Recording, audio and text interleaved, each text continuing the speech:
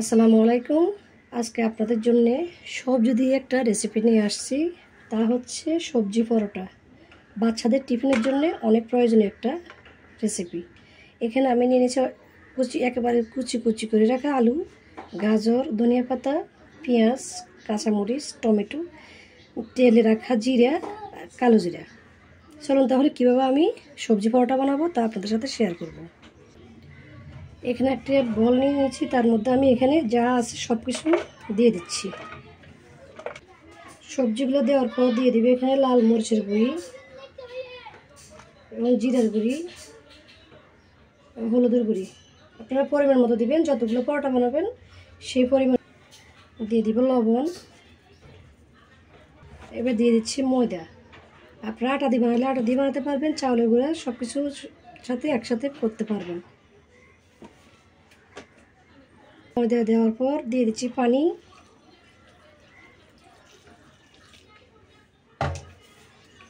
পানি দেওয়ার পর একটা হ্যান্ড উইচের সাহায্যে এভাবে মেখে নিচ্ছি।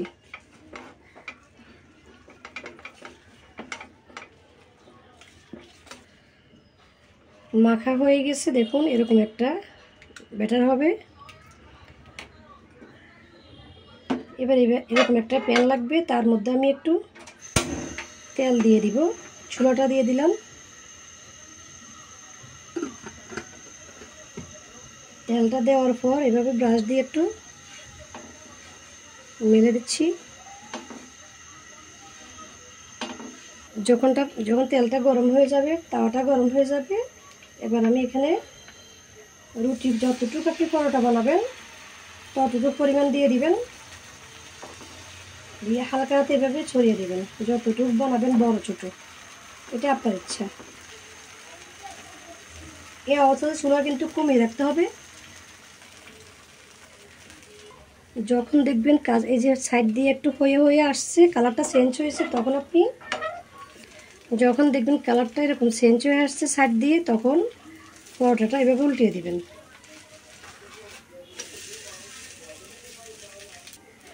যখন পরোটাটা হয়ে গেছে, আপনারা চাইলে দুই পাশে একটু পোড়া পোড়া করতে পারেন। এবার আমি চুলা থেকে নামিয়ে নিচ্ছি। আর আপনারা চাইলে রোল আকারে এভাবে ভাঁজ করে নিতে পারেন পরোটাটা।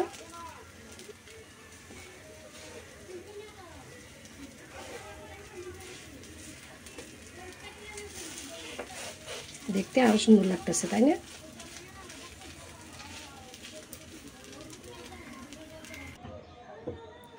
সবগুলা সবজি পরোটা বা যেটাই বলেন না কেন আপনারা, এটাকে আমার যেটা নাম দেওয়ার কথা হচ্ছে, এটা সবজি পরোটা বা সবজি পাটিসাপটা।